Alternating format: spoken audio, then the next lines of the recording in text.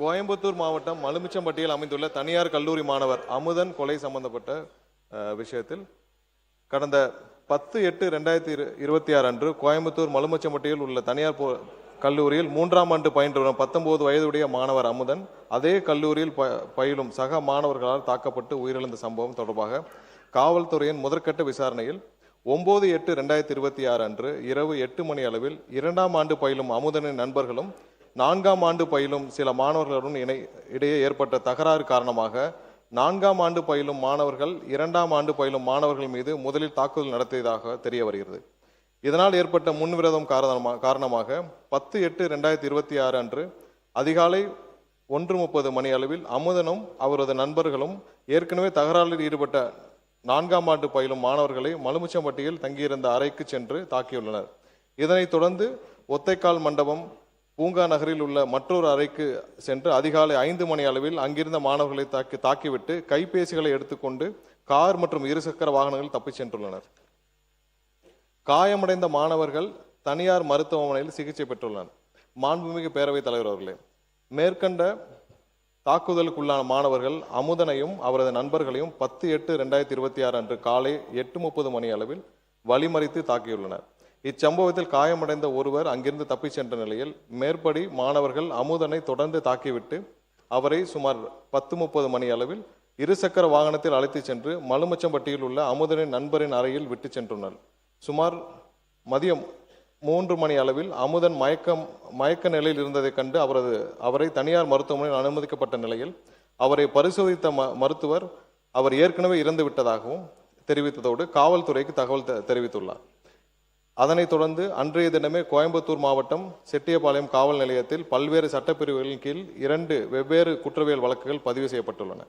பின்னர் அமுதன் இறந்ததை தொடர்ந்து SC/ST அதாவது வன்கொடுமை தடுப்பு சட்ட பிரிவு இவ்வழக்கில் சேர்க்கப்பட்டுள்ளது. பிரேத பரிசோதனைக்கு பிறகு 11/8/2026 அன்று சுமார் 5 மணி அளவில் அவரது உடல் பெற்றோரிடம் ஒப்படைக்கப்பட்டது. மாண்புமிகு பேரவைத் தலைவர் அவர்களே, மாணவர் அமுதன் கொலை செய்யப்பட்டது தொடர்பாக பதிவு செய்யப்பட்ட குற்றவியல் வழக்கு எண் 310/2026 கீழ் இதுவரை 14 பேர், நேற்று இரவு ஒருவர் கூடுதலாக இதுவரை 15 பேர் கைது செய்யப்பட்டு நீதிமன்ற காவலுக்கு அனுப்பப்பட்டுள்ளனர். மேலும் அமுதன் உள்ளிட்டோர் சக மாணவர்களை தாக்கியது தொடர்பாக பதிவு செய்யப்பட்ட குற்றவியல் வழக்கு எண் 309/2026 கீழ் 2 பேர் கைது செய்யப்பட்டுள்ளனர். காவல்துறையினரின் தீவிர விசாரணையின் அடிப்படையில் 9/8/2026 அன்று ஏற்பட்ட இரு குழுக்களுக்கிடையிலான பழிவாங்கும் நோக்கிலான தாக்குதலை அமுதனின் மரணத்திற்கு வழிவகுத்ததாக என்று தெரிய வந்துள்ளது. இவ்வழக்கு தொடர்பாக போதைப் பொருள் பயன்படுத்தியதாக புகாரிலோ காவல்துறையின் விசாரணையிலோ அறியப்படவில்லை. மேலும் பழிவாங்கும் சம்பவங்களை தடுக்க தேவையான தடுப்பு நடவடிக்கைகள் மேற்கொள்ளப்பட்டு நிலைமை தொடர்ந்து உன்னிப்பாக கண்காணிக்கப்பட்டு வருகிறது. மாண்புமிகு முதலமைச்சர் அவர்களின் ஆணைக்கிணங்க மாணவர் அமுதன் இறப்பின் காரணமாக துயரத்தில் இருக்கும் குடும்பத்தினரே மாண்புமிகு சமூக நீதித்துறை அமைச்சர் திரு வன்னியரசு அவர்களும் மற்றும் மாண்புமிகு பிற்படுத்தோர் நலத்துறை அமைச்சர் திரு வி சம்பத்குமார் அவர்களும் 15/8/2026 சனிக்கிழமை என்று நேரில் சந்தித்து ஆறுதல் தெரிவித்தனர்.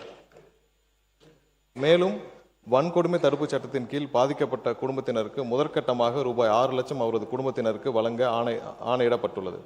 மாண்புமிகு பேரவைத் தலைவர் அவர்களே, இந்த வழக்கை பொறுத்தவரை போதைப் பொருள் பயன்படுத்துவதை பார்த்து காவல்துறையிடம் புகார் அளித்தவர்களின் விவரங்களை காவல்துறையினர் சம்பந்தப்பட்ட நபர்களும் தெரிவித்ததாகவும் அதன் காரணமாக புகார் அளித்தவரை சரமாரியாக தாக்கப்பட்டு உயிரிழந்ததாகவும் எதிர்க்கட்சி உறுப்பினர்கள் தெரிவித்துள்ளபடி எந்த ஒரு சம்பவமும் இவ்வழக்கில் நடைபெறவில்லை என்பதை தெளிவுபடுத்த விரும்புகிறோம். மேலும் இவ்வழக்கு போதைப் பொருள் தொடர்பான வழக்கும் அல்ல, இது வேறு மாணவர் குழுக்களுக்கு இடையே ஏற்பட்ட முன்னுரிதம் மற்றும் அதனை தொடர்ந்து மேற்கொள்ளப்பட்ட பழிவாங்கும் நோக்கிலான தாக்குதலின் காரணமாகவே இச்சம்பவம் நடைபெற்றுள்ளது. எனவே உண்மை நிலவரத்திற்கு மாறாக இவ்வழக்கை போதைப் பொருள் தொடர்பான சம்பவமாக சித்தரித்து வழக்கின் உண்மை தன்மையை திசை திருப்ப வேண்டாம் என்பதை இந்த நேரத்தில் தெரிவித்துக் கொள்ள கடமைப்பட்டுள்ளேன். மாணவர் அமுதன் கொலை செய்யப்பட்ட சம்பவத்தை பொறுத்தவரையில் உண்மையை மறைக்க வேண்டிய அவசியம் காவல்துறைக்கோ அரசுக்கோ இல்லை. இவ்வழக்கில் காவல்துறையினர் எந்தவித காலதாமதமின்றி SC/ST அதாவது வன்கொடுமை தடுப்பு சட்டம் உள்ளிட்ட பிரிவுகளின் கீழ் வழக்கு பதிவு செய்து குற்றவாளிகளை விரைவாக கைது செய்யப்பட்டுள்ளனர். இவ்வழக்கினை தொடர்ந்து கண்காணித்து 3 மாதத்திற்குள் குற்றப்பத்திரிகை தாக்கல் செய்து இவ்வழக்கில் தொடர்புடையவர்களை மீது துரித நடவடிக்கை எடுத்து உரிய தண்டனை பெற்றுத்தர மாண்புமிகு முதலமைச்சர் அவர்கள் ஆணையிட்டுள்ளார். நமது அரசு என்றென்றும் சட்டம் ஒழுங்கு பேணி காப்பதிலும் எந்தவித சமரசமும் இல்லாமல் துரித நடவடிக்கை எடுத்து வருகிறது. மேலும் பாதிக்கப்பட்ட குடும்பத்தினரும் துணை நிற்கும் என்பதில் எந்தவித என்பதை தெரிவித்துக் கொள்கிறோம். மாண்புமிகு பேரவைத் தலைவர் அவர்களே, பள்ளிகளிலும் கல்லூரிகளிலும் மாணவர்களுக்கிடையே குழுக்களாக நிலவும் கருத்து வேறுபாடு மற்றும் மன மாச்சரியங்களை கலைந்து ஒற்றுமை உருவாக்கிடும் வகையில் மாணவர்களை நல்வழிப்படுத்திடவும் ஒவ்வொரு பள்ளி மற்றும் கல்லூரிகளிலும் ஆசிரியர் ஒருவர் ஸ்டூடெண்ட் கவுன்சிலராக உள்ள முறையை மேம்படுத்தி வேற்றுமலை கலைந்திட நிலையான வழிகாட்டு நடைமுறைகளை பள்ளி கல்வி மற்றும் உயர்கல்வித்துறைகளுக்கு வெளியிட வேண்டும் என்று தெரிவித்துக் கொள்கிறோம். மாணவ செல்வங்கள் நம் நாட்டின் எதிர்கால நம்பிக்கை செல்வங்கள். அவர்களிடையே ஒற்றுமை உருவாக்கிட அரசு அனைத்து முயற்சிகளையும் மேற்கொண்டு நல்வழிப்படுத்தும் என்பதை மாண்புமிகு பேரவைத் தலைவர் வாயிலாக உறுப்பினர்களுக்கு தெரிவித்துக் கொள்கிறோம். அத்துடன் இங்கே கூறப்பட்ட பல்வேறு உறுப்பினர்கள் போதைப்பொருள் பழக்கத்தை, தமிழகத்தில் நிலவும் போதைப்பொருள் பழக்கத்தை பற்றி குறிப்பிட்டார்கள். நாம் இங்கேயும் கடந்த 5 ஆண்டுகளாக தமிழகத்தில் நிலவும் போதைப்பொருள் பழக்கத்தை பற்றி நாம் இங்கே அனைவரும் அறிந்த விஷயம்தான். ஏற்கனவே உலக இன்டர்நேஷனல் போதைப் பொருள் கடத்தல் மன்னன் ஜாஃபர் சாதிக் என்ற நபர் டெல்லியில் கைது செய்யப்பட்டார். அவருடனும் அப்போது இருந்த முதல்வர் குடும்பம் முதல் அமைச்சர்கள் வரை அதிகாரிகள் வரை அனைவரும் எவ்வளவு தூரம் தொடர்பில் இருந்தாலும் எல்லாருக்கும் தெரியும்.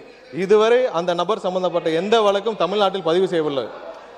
கடந்த 5 ஆண்டுகளில் எல்லா வகையிலும் போதைப் பொருள் கல்லூரியிலிருந்து எல்லா இடங்களும் அதிகமாக இருக்கிறது என்பதில் எந்த மாற்று கருத்தும் இல்லை.